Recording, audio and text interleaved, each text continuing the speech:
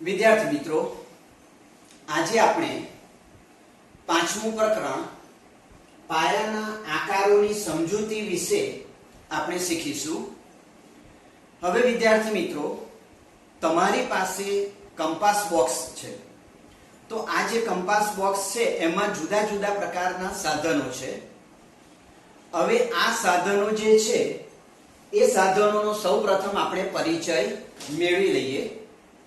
તો આપણે સૌપ્રથમ આ એક સાધન છે.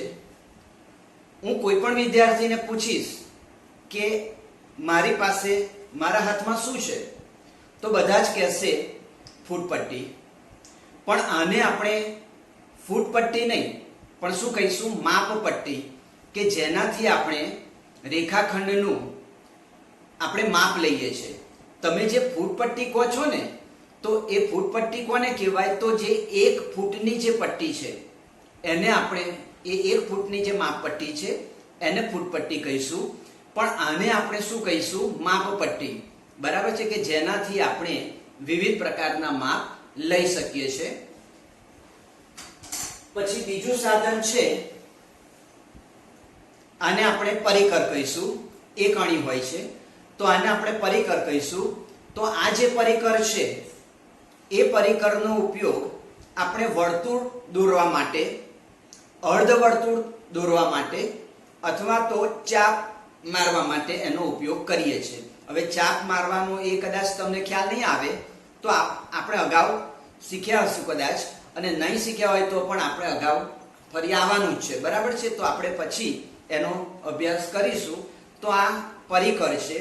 પરિકરનો ઉપયોગ મેં કીધું એ પ્રમાણે વર્તુળ દોરવા, અર્ધવર્તુળ દોરવા અને ચાપ મારવા માટે, ત્રિકોણની એની રચના કરવાની હોય ત્યારે આપણે ચાપ મારવાનું થશે, તો એના માટે આ પરિકરનો ઉપયોગ થાય છે. તે જ રીતે 2 અણીવાળું આ સાધન છે. આ સાધનને આપણે દ્વિભાજક કહીશું. તો આ સાધનનો ઉપયોગ આપણે 2 જુદા જુદા રેખાખંડોની સરખામણી કરવા માટે એનો ઉપયોગ કરીશું. આનો બહુ ખાસ ઉપયોગ થતો નથી, પણ આપણા કંપાસ બોક્સનું એક અગત્યનું સાધન છે. પછી આ એક સાધન છે. આ સાધનને આપણે કોણ માપક કહીશું. કોણ માપક, કોણ એટલે ખૂણો. આપણે જ્યારે વિવિધ ખૂણાની રચના કરવાની થશે ત્યારે આ સાધનની મદદથી આપણે એ ખૂણાનું માપ નક્કી કરીશું, એ ખૂણાનું માપ લઈશું. બરાબર છે, એટલે આના આધારે તમે વિવિધ માપના ખૂણા રચી શકો છો. એટલે આને આપણે શું કહીશું? કોણ માપક. ખ્યાલ આવી ગયો? પછી મારી પાસે આ 2 સાધનો છે. આ બંને સાધનો જે છે એને આપણે કાટખૂણિયું કહીશું. કે આ જે ખૂણો છે એ કાટખૂણો એટલે કે 90 અંશનો ખૂણો રચે છે બંને સાધનોમાં. એટલે આ 2 જે સાધન છે એ સાધનને આપણે શું કહીશું? કાટખૂણિયા. પછી આ કાટખૂણિયો છે. બરાબર, તો આ આપણા કંપાસના મુખ્ય સાધનો થયા. એનો આપણે પ્રાથમિક પરિચય મેળવ્યો.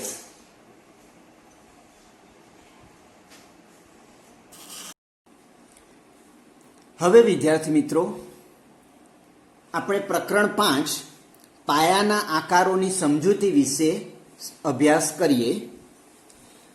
અગાઉ આપણે રેખાખંડો વિશે શીખ્યા છે. અગાઉ આપણે રેખાખંડ, રેખા એના વિશે આપણે અભ્યાસ કર્યો છે, જેમાં ચોરસ, લંબચોરસ અને ચતુષ્કોણ, આ જે 3 આકૃતિ છે એ 4 રેખાખંડોથી બનતી આકૃતિ છે. એટલે કે ચોરસ, લંબચોરસ અને ચતુષ્કોણમાં 4 રેખાખંડો હોય છે. જ્યારે ત્રિકોણ જે છે એ ત્રિકોણ 3 રેખાખંડો વડે બનતી બંધ આકૃતિ છે. આપણે ત્રિકોણ પણ આપણે શીખ્યા છે કે એમાં 3 એની બાજુઓ હોય છે અને આ 3 બાજુઓ 3 રેખાખંડો વડે બનેલી હોય છે. તો ત્રિકોણ એ 3 રેખાખંડ વડે બનતી બંધ આકૃતિ છે. હવે આપણે 2 રેખાખંડોની સરખામણી અને તેમની લંબાઈ વચ્ચેનો સંબંધ વિશે આપણે સમજીએ. તો આપણે જે 2 રેખાખંડો આપેલા હોય તો એ 2 રેખાખંડો વચ્ચે શું એનો સંબંધ છે, કયો રેખાખંડ મોટો છે, કયો રેખાખંડ નાનો છે, એના વિશે આપણે સમજીએ. તો હવે આપણે રેખાખંડ તમારે એનું માપ નક્કી કરવું હોય, કયો રેખાખંડ મોટો છે એની સરખામણી કરવી હોય તો આપણે મુખ્ય 3 રીતે સરખામણી કરી શકીએ છીએ. તો પહેલું છે અવલોકન વડે સરખામણી. તો જે આ પદ્ધતિ છે એ મુજબ બે રેખાખંડોને માત્ર અવલોકન વડે કયો રેખાખંડ લાંબો છે તે નક્કી કરવામાં આવે છે. તો વિદ્યાર્થી મિત્રો, આ પ્રથમ જે પદ્ધતિ છે અવલોકન વડે સરખામણીની, તો એમાં માત્ર ને માત્ર પેલા બે રેખાખંડો જે આપેલા છે એને જોઈ એનું અવલોકન કરી અને આપણે નક્કી કરવાનું હોય છે કે આ રેખાખંડ મોટો છે અને આ રેખાખંડ નાનો છે. તો આ રીતના એની સરખામણી કરી શકાય. પરંતુ તમે હંમેશા ખાતરીપૂર્વક નિર્ણય કરી શકો નહીં. તો જ્યારે મોટો ડિફરન્ટ હશે બે રેખાખંડમાં તો તમે તરત અવલોકનથી તમે નક્કી કરી શકશો કે આ રેખાખંડ મોટો છે. પણ જે બે રેખાખંડમાં બહુ જ મામૂલી તફાવત હશે એના માપમાં, એટલે કે બહુ જ નોર્મલ ડિફરન્ટ હશે, તો એવા સમયે તમે કદાચ અવલોકનથી જ તમે એનું મૂલ્યાંકન કરશો તો કદાચ એ ખોટું પડવાની શક્યતાઓ રહેલી છે. એટલે ખાતરીપૂર્વક તમે નિર્ણય કરી શકતા નથી જ્યારે બહુ જ ઓછો ફેર હોય ત્યારે એના માપમાં. બરાબર છે? એટલે આ પ્રથમ પદ્ધતિ અવલોકનની પદ્ધતિ થઈ. જ્યારે બીજી પદ્ધતિ છે ટ્રેસિંગ દ્વારા સરખામણી. એટલે આના માટે આપણે ટ્રેસિંગ પેપર, એટલે આપણે છાપકામ માટે વાપરીએ છીએ ને એ ટ્રેસિંગ પેપરનો ઉપયોગ કરવામાં આવે છે. તો આ પદ્ધતિ મુજબ બે રેખાખંડોની સરખામણી કરવા ટ્રેસિંગ કાગળનો ઉપયોગ કરવામાં આવે છે. આપણે કોઈ ચિત્રની કોપી કરવી હોય તો એના માટે જે અર્ધ પારદર્શક આવે એને ટ્રેસિંગ પેપર કહીશું. તો આ ટ્રેસિંગ પેપરનો ઉપયોગ કરવામાં આવે છે. તો આ પદ્ધતિ રેખાખંડને તમે કેટલો કાળજીપૂર્વક ટ્રેસિંગ કરો છો એના ઉપર આધારિત છે. હવે એમાં જો થોડો ઘણો ફેરફાર થઈ ગયો આ ટ્રેસિંગ કરવામાં તો તે વખતે એ રેખાખંડનું માપ ક્યાંક જુદું આવે છે. એટલે તમે આ બે રેખાખંડોનું યોગ્ય મૂલ્યાંકન અથવા તેની સરખામણી કરી શકતા નથી. એટલે આનો સફળતાનો આધાર શાના ઉપર છે કે તમે કેટલા કાળજીપૂર્વક ટ્રેસિંગનો ઉપયોગ કરો છો. બરાબર છે? ચલો પછી ત્રીજી પદ્ધતિ છે માપપટ્ટી અને દ્વિભાજક વડે સરખામણી. અગાઉ આપણે કંપાસ બોક્સના સાધનો વિશે શીખ્યા. એમાં આપણી પાસે એક માપપટ્ટી છે. તો આપણા કંપાસ બોક્સમાં જે સાધનો હોય છે તેનું તમે સારી રીતે ઓળખો છો. આ સાધનોમાં માપપટ્ટી અને દ્વિભાજક પણ છે. હવે તેના વડે તમે રેખાખંડોની સરખામણી કરી શકો છો. તો અહીં આગળ તમને એક ઉદાહરણ આપેલું છે, એ ઉદાહરણ આપણે સમજીએ, જોઈએ. તો અહીં આગળ આ બે રેખાખંડો આપેલા છે. પહેલો રેખાખંડ AB છે અને બીજો રેખાખંડ CD છે. હવે આ બે રેખાખંડને આપણે જુદી જુદી રીતના આપણે એનું સરખામણી કરવી હોય તો આ મારી પાસે આ ફૂટપટ્ટી છે. તો આ ફૂટપટ્ટીના આધારે હું એના આ બે રેખાખંડની સરખામણી કરું છું.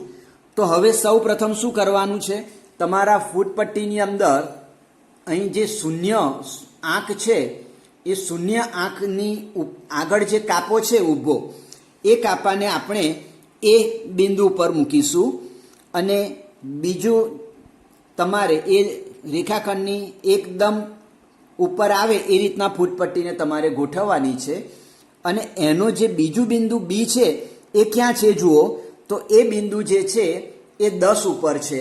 એટલે એનો મતલબ આ રેખાખંડ 10 સેન્ટીમીટર લંબાઈનો છે એમ કહી શકાય. તો હવે એની સરખામણી આપણે બીજા રેખાખંડ CD સાથે કરવાની છે. તો આગળ આપણે આ જોયું તો આ જે રેખાખંડ છે 10 સેન્ટીમીટરનો રેખાખંડ છે. જ્યારે આપણે બીજા રેખાખંડની આપણે સરખામણી કરવા માટે એનું માપ નક્કી કરીએ તો પહેલાં જે કીધું એ પ્રમાણે શૂન્ય જે છે એ C બિંદુ પર મૂકી અને જે D બિંદુ એ આવે છે તો એ 9 સેન્ટીમીટર બતાવે છે. અહીં આગળ જે આંક છે એ 9 સેન્ટીમીટરનો આંક છે.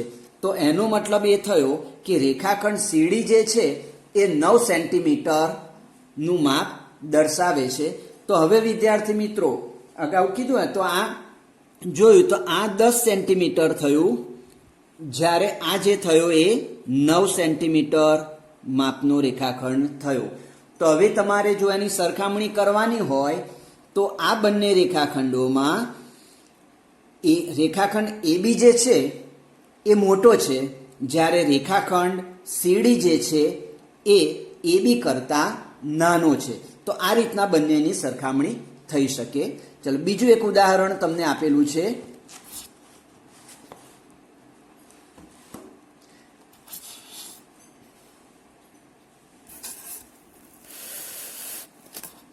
એમાં પણ બે રેખાખંડ તમને આપેલા છે, રેખાખંડ PQ અને રેખાખંડ XY.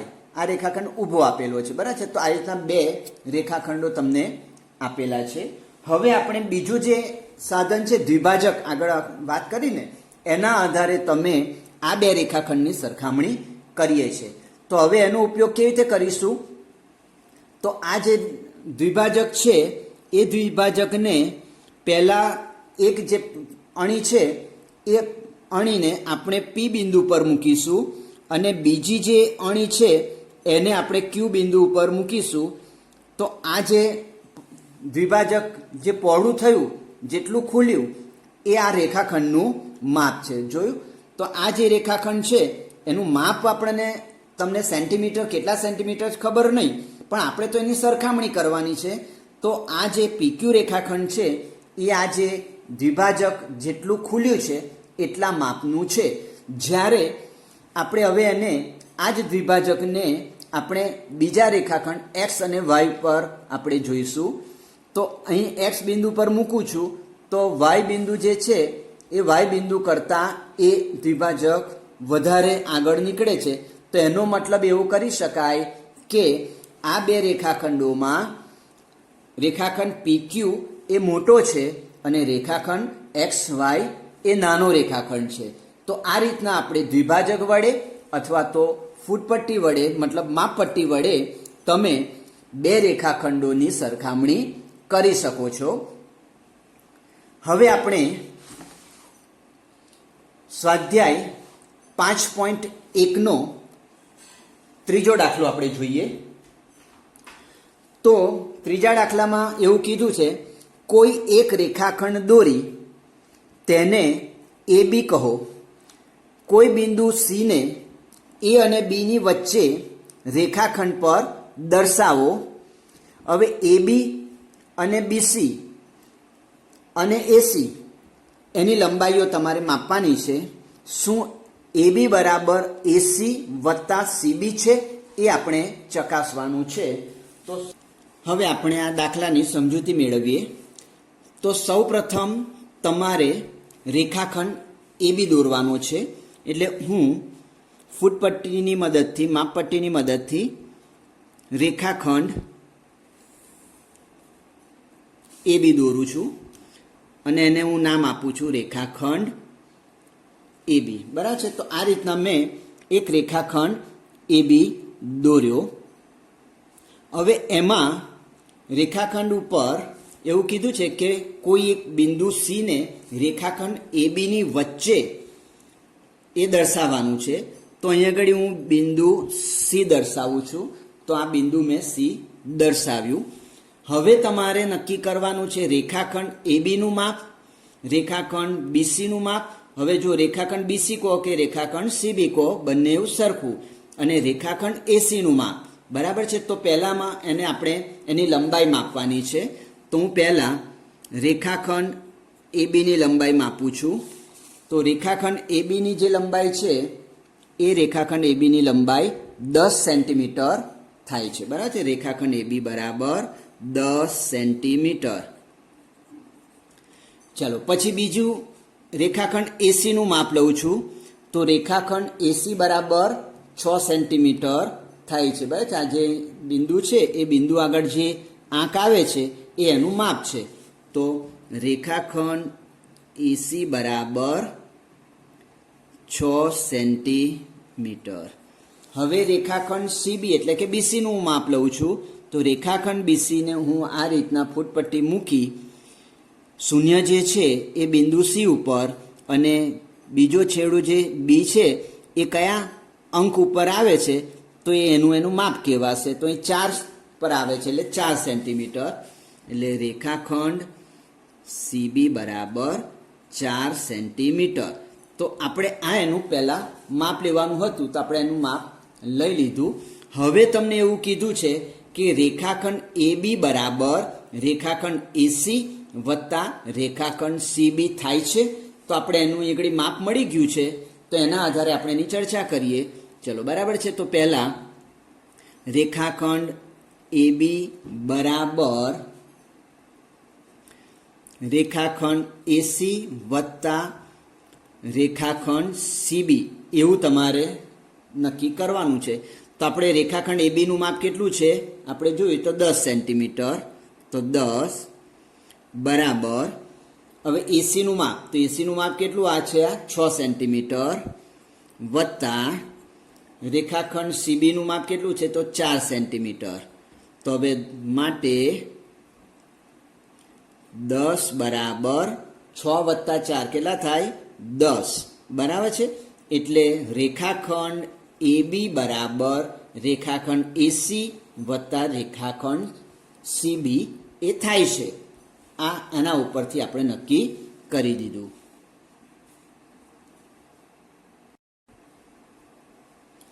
હવે આપણે પ્રશ્ન 4 જોઈએ.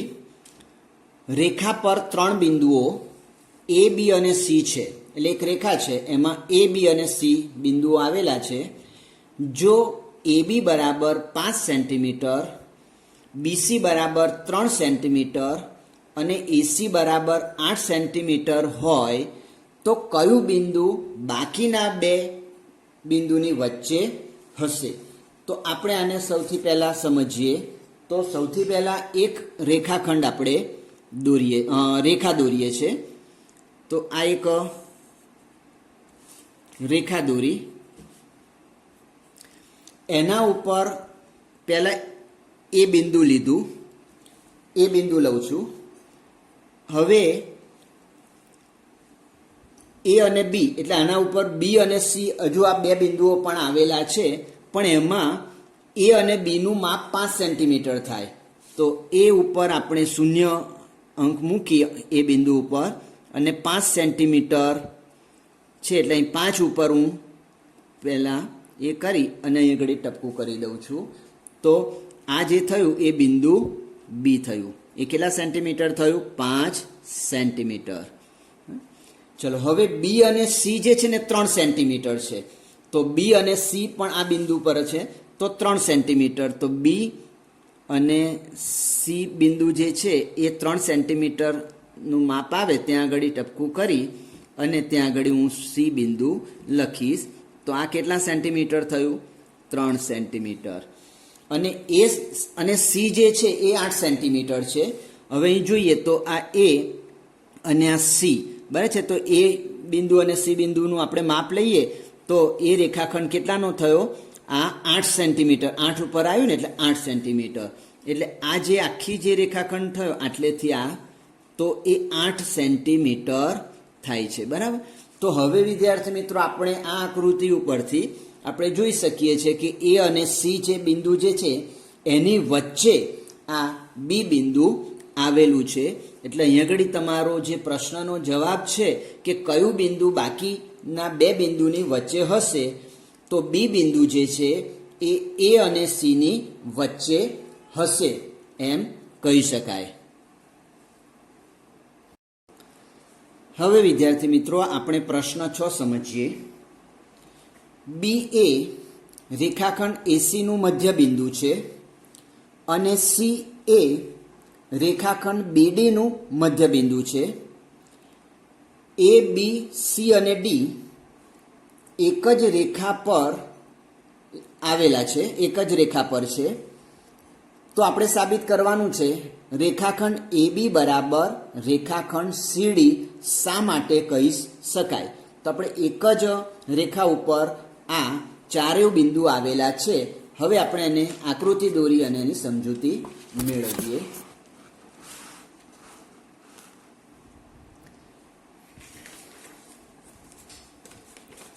ચલો સૌ પ્રથમ આપણે એક રેખા દોરીએ.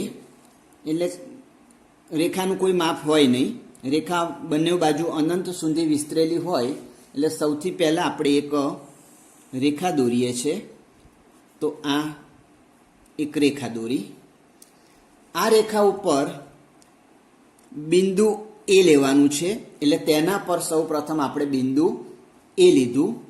પછી યોગ્ય માપ લઈ, એટલે કે એ અને સીનું, એટલે બિંદુ સી મૂકો. એટલે યોગ્ય માપ લઈએ તો અહીંયા આગળ આપણે 4 સેન્ટીમીટરનું માપ લઈએ છીએ અને બિંદુ સી મૂક્યું. એટલે 4 સેન્ટીમીટરનું માપ લઈ અને બિંદુ સી મૂક્યું. એટલે એ અને સીનું માપ કેટલું થયું? 4 સેન્ટીમીટર. હવે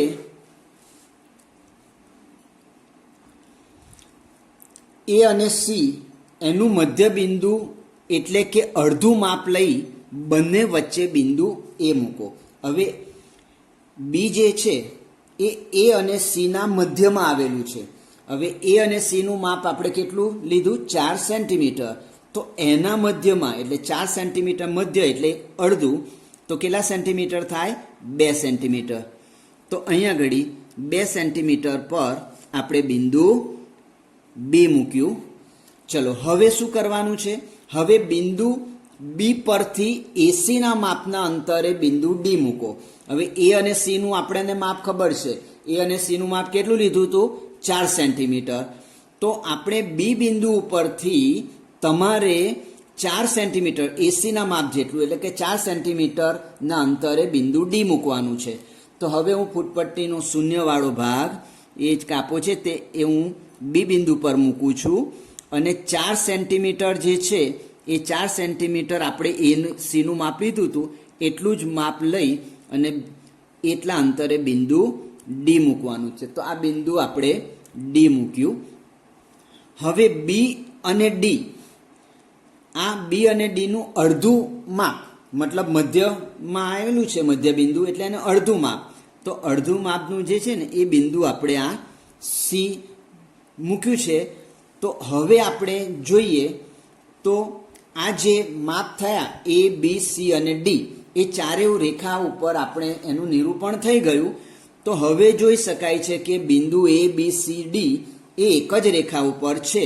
તો હવે આપણે કીધું શું છે કે એ બીનું જે માપ છે બરાબર એટલું જ સીડીનું માપ થાય છે. તો અહીં આગળ એ બીનું માપ આપણે માપીએ તો માપ લઈએ તો એ અને બી બિંદુ વચ્ચે કેટલું માપ આવ્યું? 2 સેન્ટીમીટર. તો આ બંને વચ્ચે 2 સેમી થયું બરાબર. હવે સી અને ડીનું માપ તમારે લેવાનું છે અને સી અને ડીનું માપ લઈએ તો પણ એ પણ 2 સેન્ટીમીટર થયું. તો બંને રેખાખંડ એ બીનું માપ પણ 2 સેન્ટીમીટર અને રેખાખંડ સી અને ડીનું પણ માપ 2 સેન્ટીમીટર થાય છે. આથી આપણે કહી શકાય તો અહીં લખીએ આપણે તો એ બી બરાબર 2 સેમી. એ જ રીતના સીડી બરાબર 2 સેમી. તો બંનેનું માપ સરખું છે તો માટે આપણે એવું કહી શકાય કે એ બી બરાબર સીડી. એટલે એ બી જેટલું માપ દર્શાવે છે એટલું જ રેખાખંડ સીડી માપ દર્શાવે છે. એટલે આપણે કહી શકીએ કે રેખાખંડ એ બી બરાબર રેખાખંડ સીડી. એ આપણે જે સાબિતી કરવાની છે એ સાબિત થઈ જાય છે.